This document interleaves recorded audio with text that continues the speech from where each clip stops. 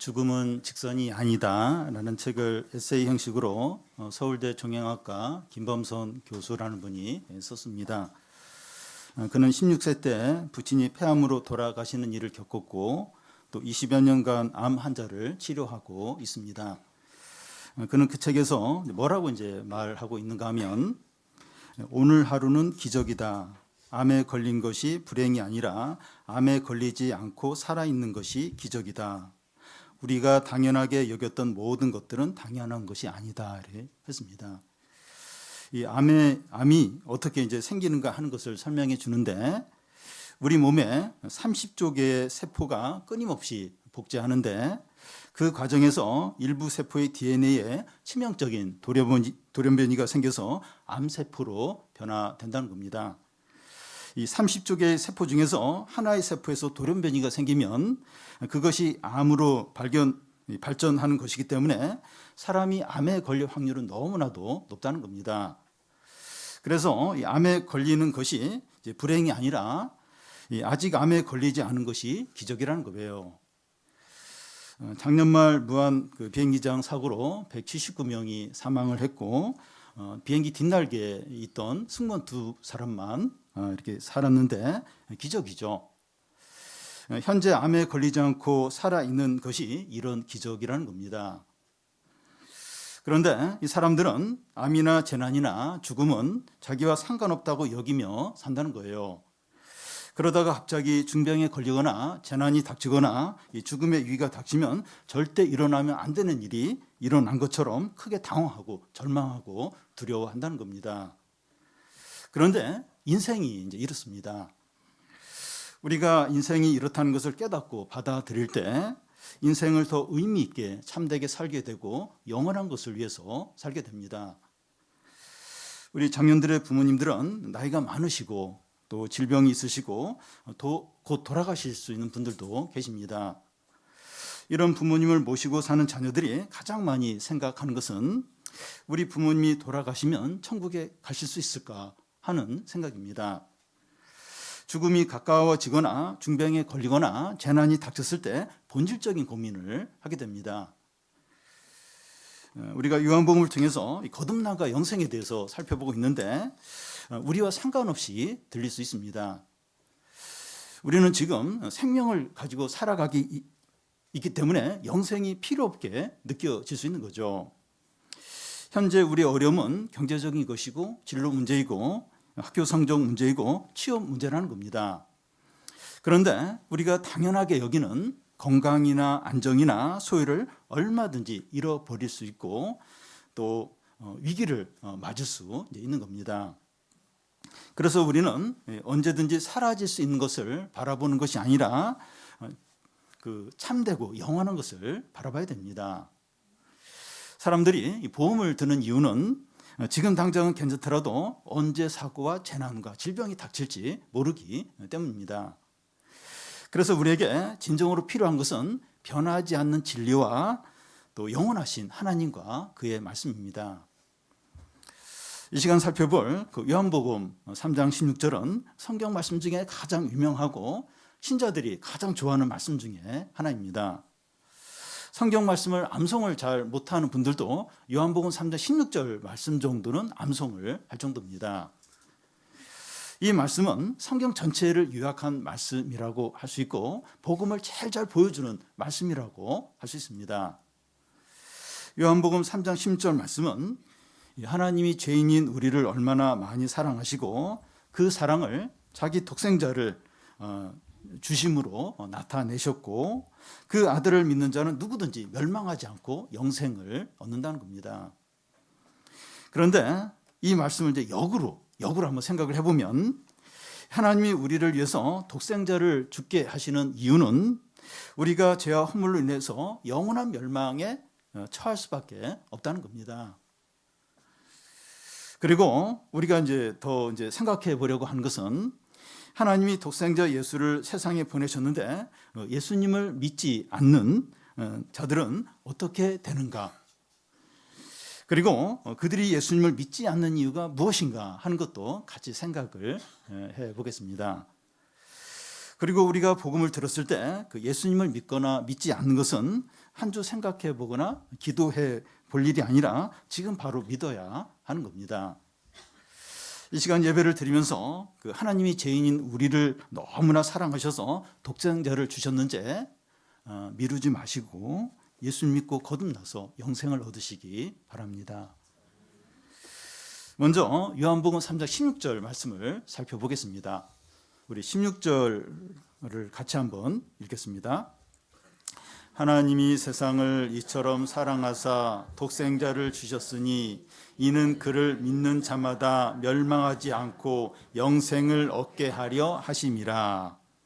어떤 사람이 이 말씀의 의미를 좀 더 살아나도록 뭔가 이렇게 추가해서 설명을 이렇게 했습니다. 제가 한번 그걸 읽어보겠는데요.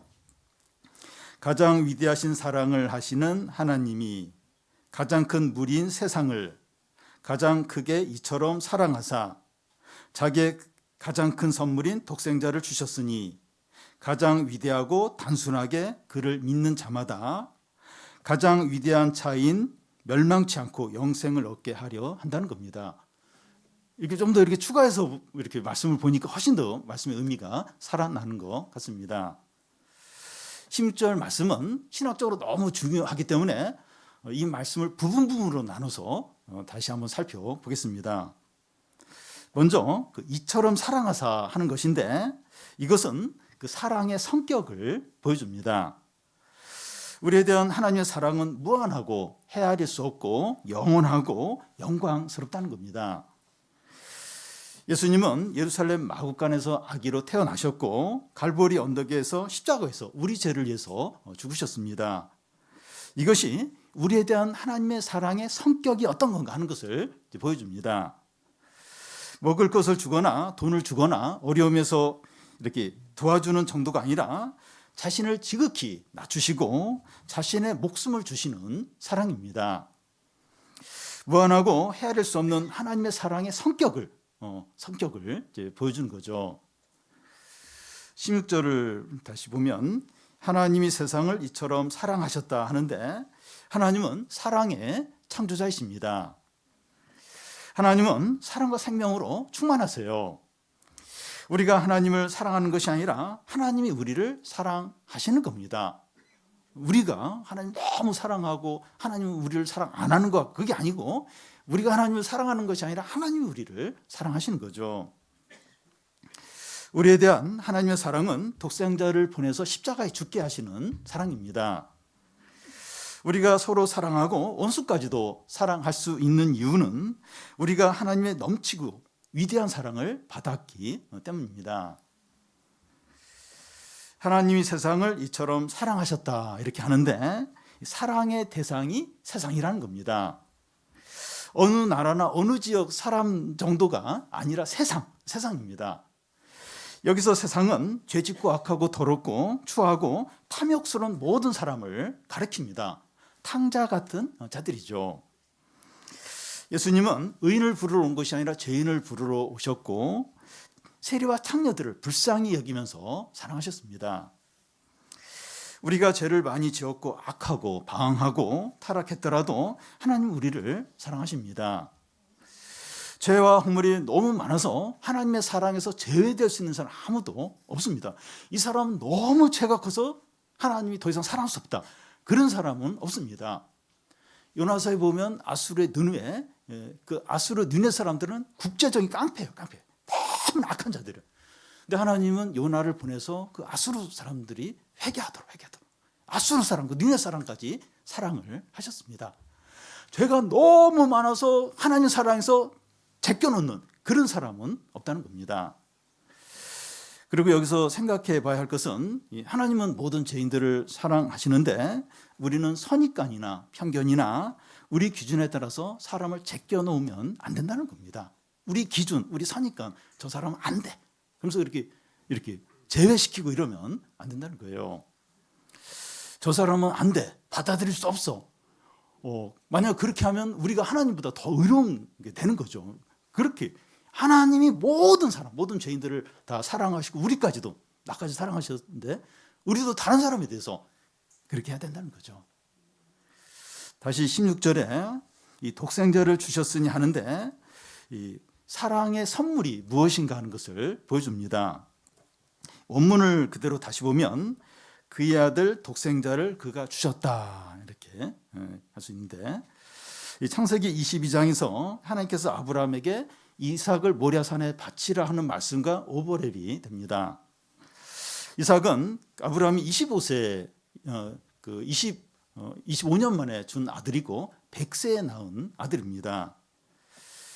하나님은 그 아브라함에게 내 아들, 내 사랑하는 독자 이삭을 데리고 모리아산에 가서 번제로 드리라 이렇게 하셨습니다. 그런데 아브라함이 이삭을 번제로 바치는 과정은 이 하나님께서 예수님을 십자가에 죽게 하시는 모형이죠. 그림자입니다. 이것은 그 예수님이 지극히 낮아지시고 자기를 이제 비우신 것이고 말할 수 없는 고통과 희생과 대가를 치르는 것을 말합니다. 아브라함이 이삭을 번제로 바치면서 겪었던 말할 수 없는 이 고통을 하나님 아버지와 예수님이 겪으신 거죠. 그 겪으시면서 이렇게 아들을 십자가에 죽게 이제 하신 겁니다.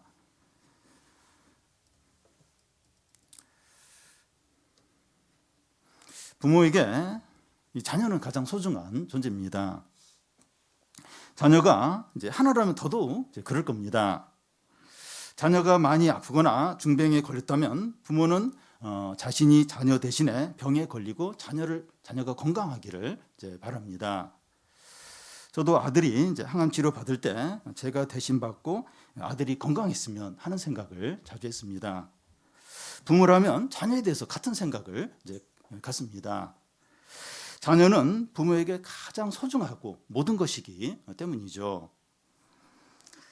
그래서 하나님이 독생자를 주셨다고 하는 것은 하나님이 우리에게 가장 좋은 것을 주신 것이고 자기 자신을 주신 겁니다. 독생자를 주셨다. 그러니까 하나님이 줄 수 있는 가장 좋은 거, 자기 자신을 주신 겁니다.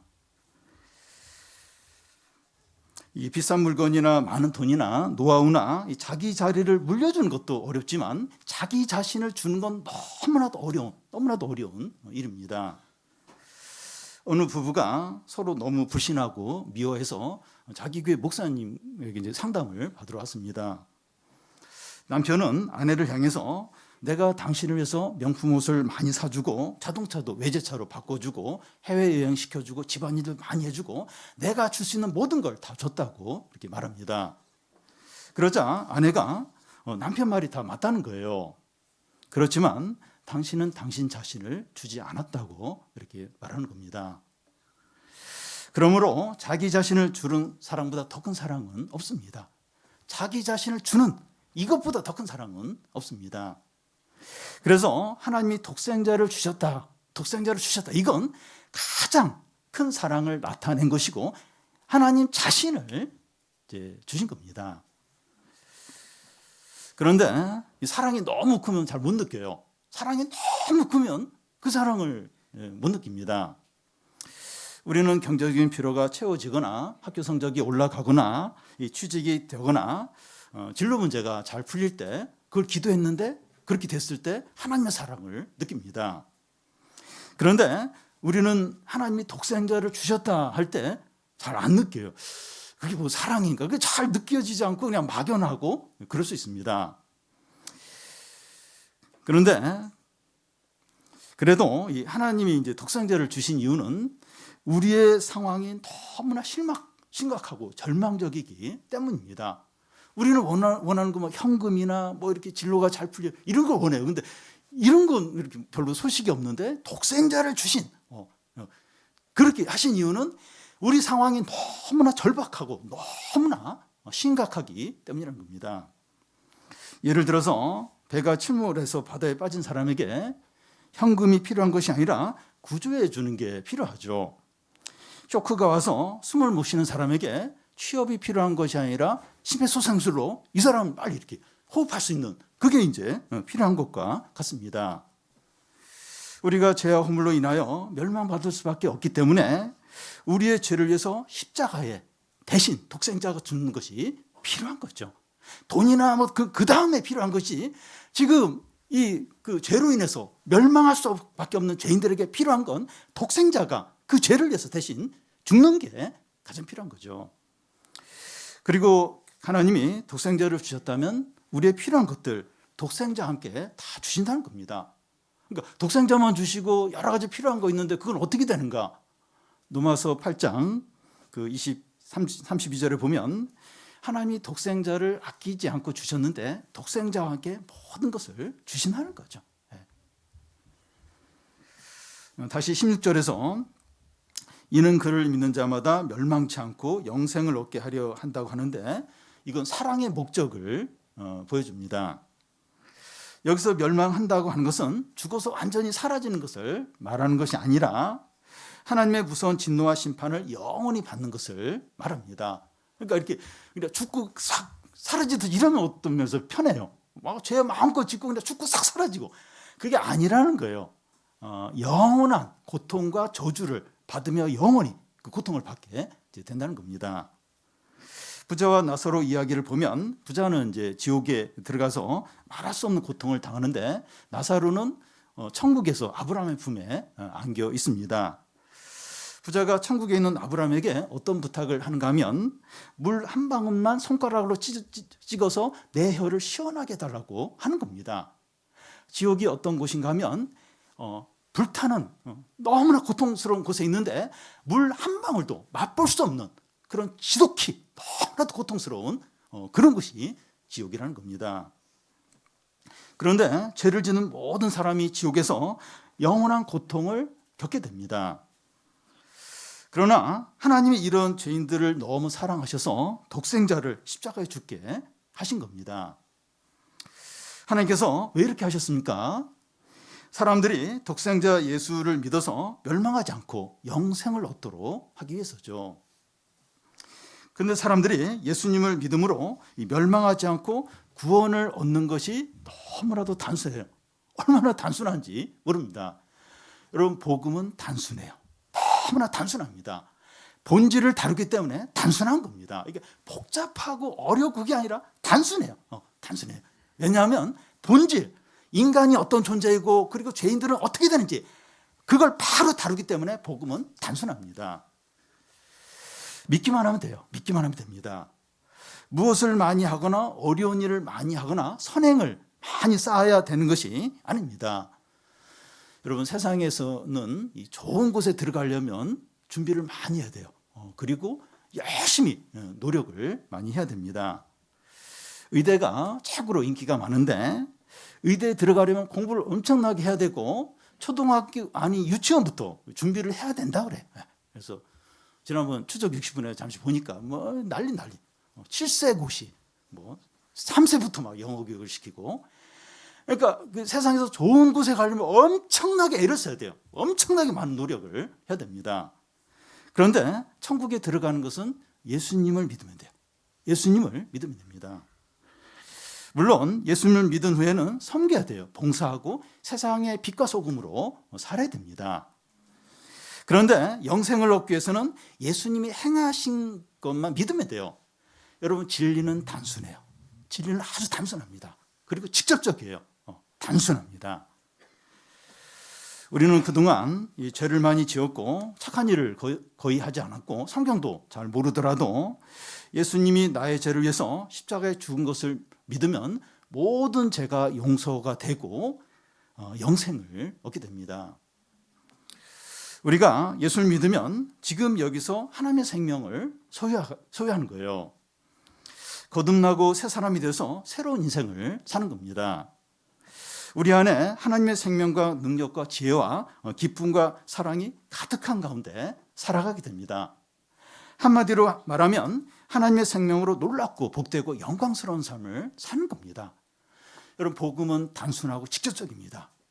그러니까 예수님 안 믿는 모든 죄인들, 죄 가운데 사는 사람들 영원한 멸망에 처하는 거예요.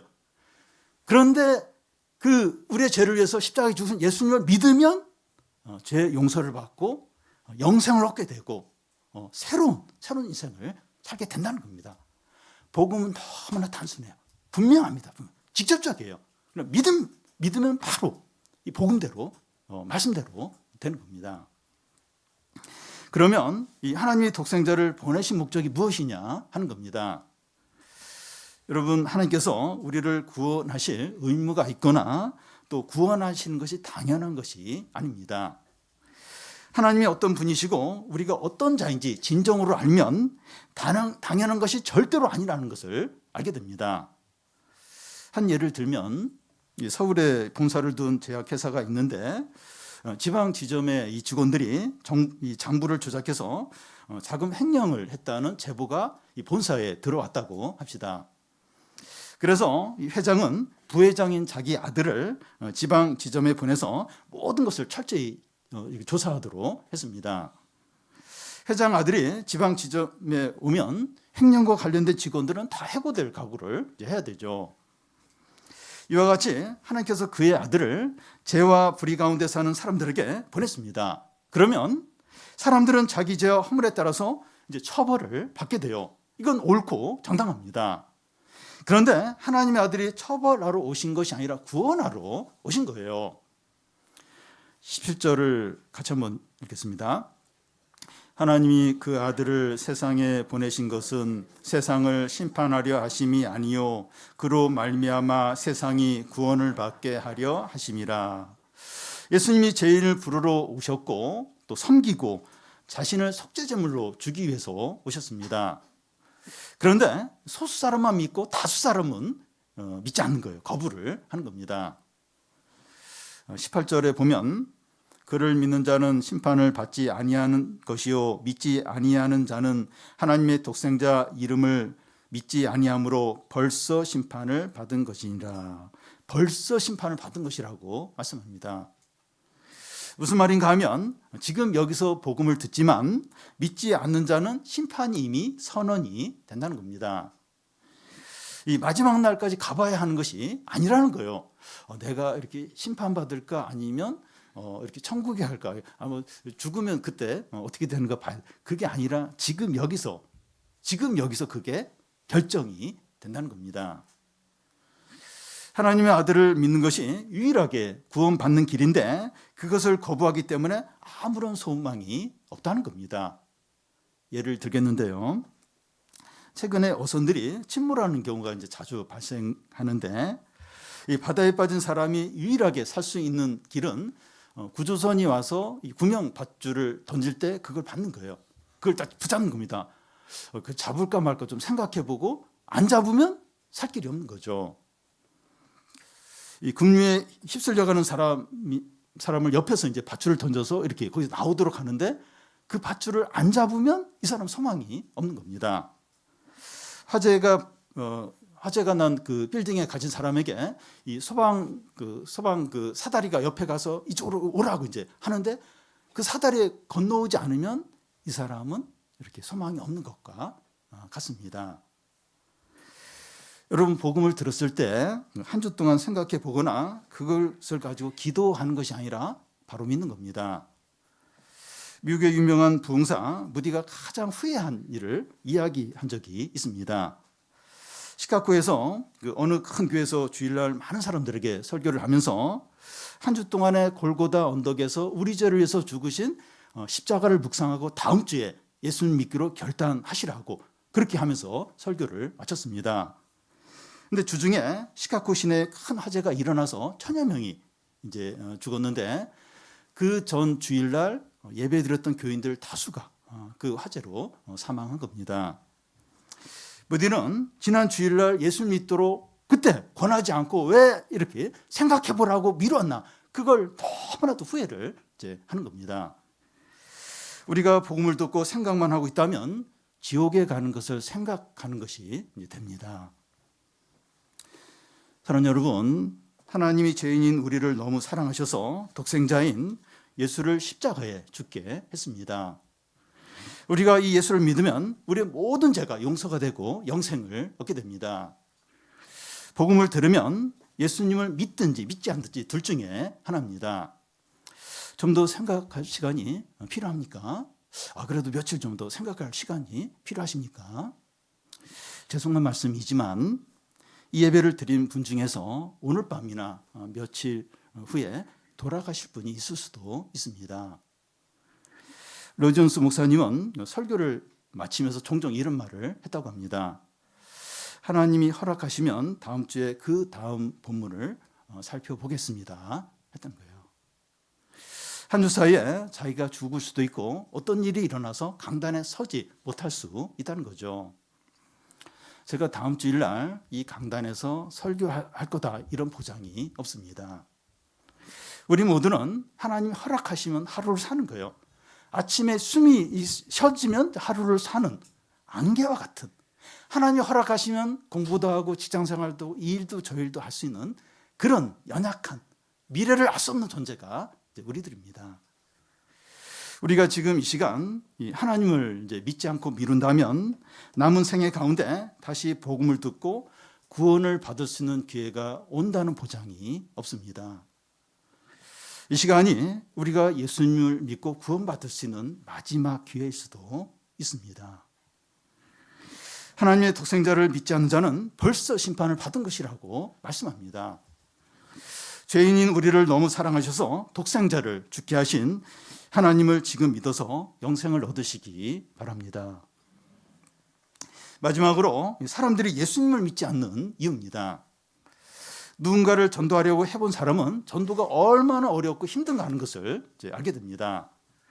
한번 교회에 이렇게 나올 수 있도록 이제 할 수는 있지만 예수님 믿고 영접하도록 하는 건 많은 노력과 많은 시간과 많은 기도가 필요합니다.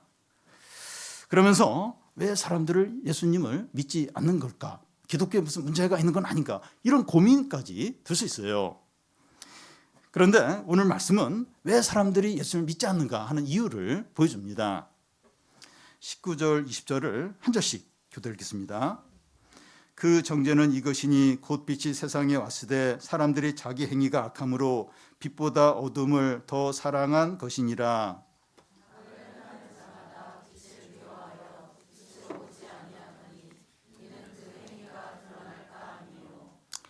사람들이 자기 행위가 악하니까 빛보다 어둠을 더 사랑한다는 겁니다.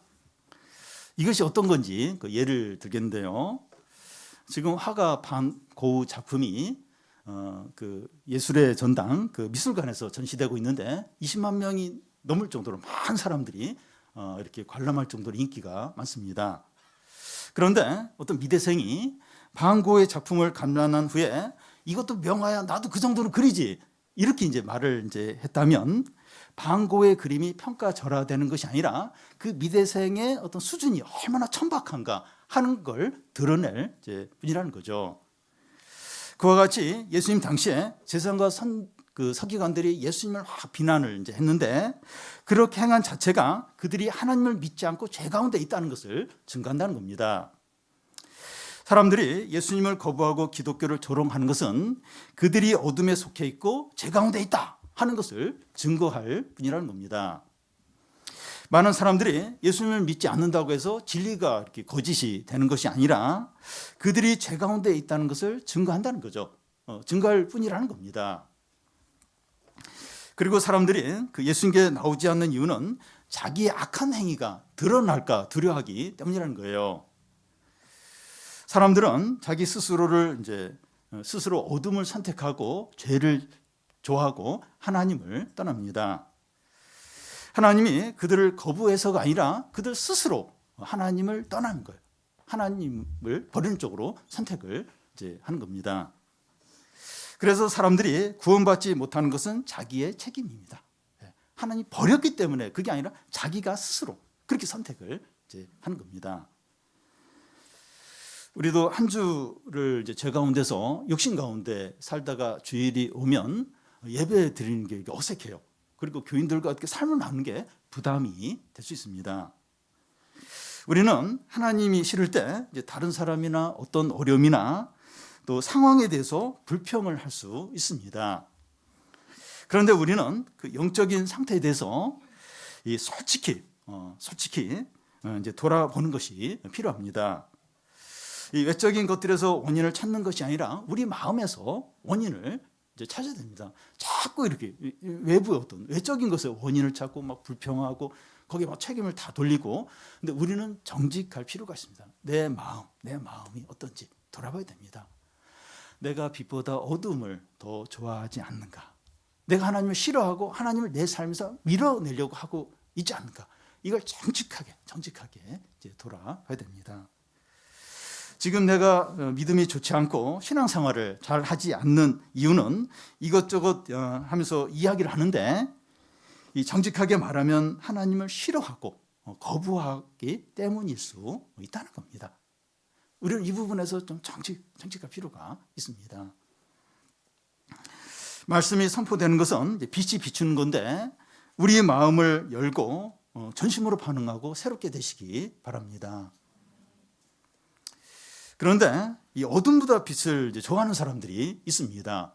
그러니까 많은 사람들이 어둠을 더 좋아해요, 빛보다. 그런데 이 어둠보다 빛을 좋아하는 사람들이 있습니다. 21절인데 21절을 좀 같이 읽겠습니다. 진리를 따른 자는 빛으로 오나니 이는 그 행위가 하나님 안에서 행한 것임을 나타내려 함이라 하시니라. 이 진리를 따르고 이 하나님 안에서 행하는 자는 예수님을 믿는 자를 말합니다. 예수를 믿고 거듭난 자는 빛을 좋아합니다. 그 이유는 자기 삶을 통해서 하나님이 드러나기 때문이죠. 신자들이 이제 모임에서 삶을 나눌 때 하나님이 드러납니다. 그것이 너무 좋은 거예요. 즐거운 겁니다. 그러니까 하나님께 더 가까이 나아가려고 하고 성도의 모임에 참여하려고 하는 겁니다. 그러니까 예수를 믿는 자, 거듭난 자는 자신의 삶에서 하나님이 나타나니까 같이 그런 얘기를 하는 걸 좋아하는 거예요. 이렇게 자꾸 하나님께 가까이 나아가는 겁니다. 왜냐하면 그러면 그럴수록 이렇게 하나님이 나타나기 때문이죠. 여러분, 우리가 이 거듭났는지 거듭나지 않았는지, 그리스도 안에 있는지 밖에 있는지 어떻게 알 수 있는가 하면, 우리가 빛을 좋아하는가 아니면 어둠을 좋아하는가 하는 걸 통해서입니다. 우리 중에 완전하고 죄가 하나도 없는 사람은 아무도 없어요. 그래서 아무도 없습니다.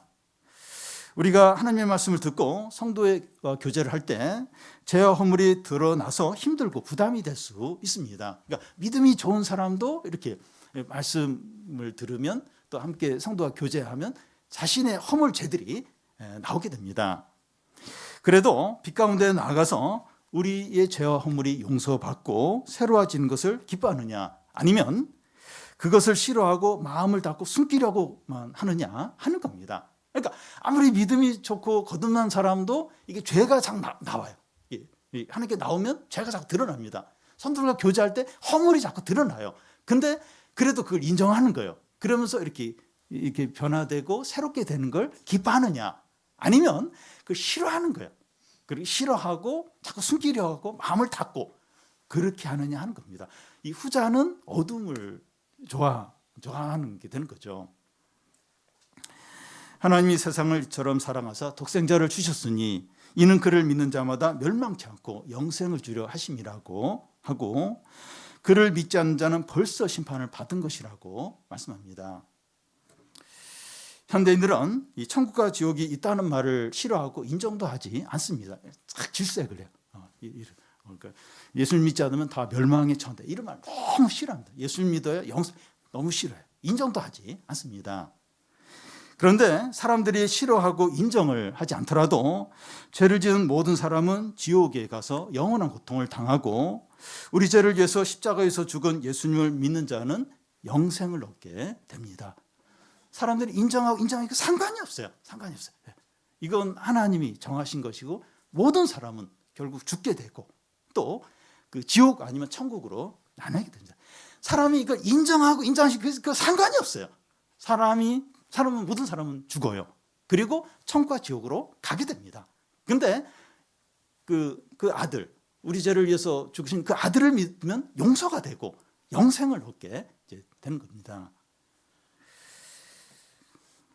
우리가 모태신앙이고 매주 예배를 드리고 직분자인 것이 우리의 구원을 보장해 주는 것이 아니라, 하나님의 독생자 예수 그리스도를 우리의 구원자와 왕으로 모시느냐 하는 여기에 전적으로 달려 있습니다. 우리는 이 말씀을 듣고 며칠 더 생각해 보거나 기도하는 것이 필요한 것이 아닙니다. 지금 여기서 예수 그리스도 이름을 믿음으로 이 엄청난 하나님의 사랑과 놀라운 축복을, 또 이 생명을 받아서 누리는 성도들이 다 되시기 바랍니다.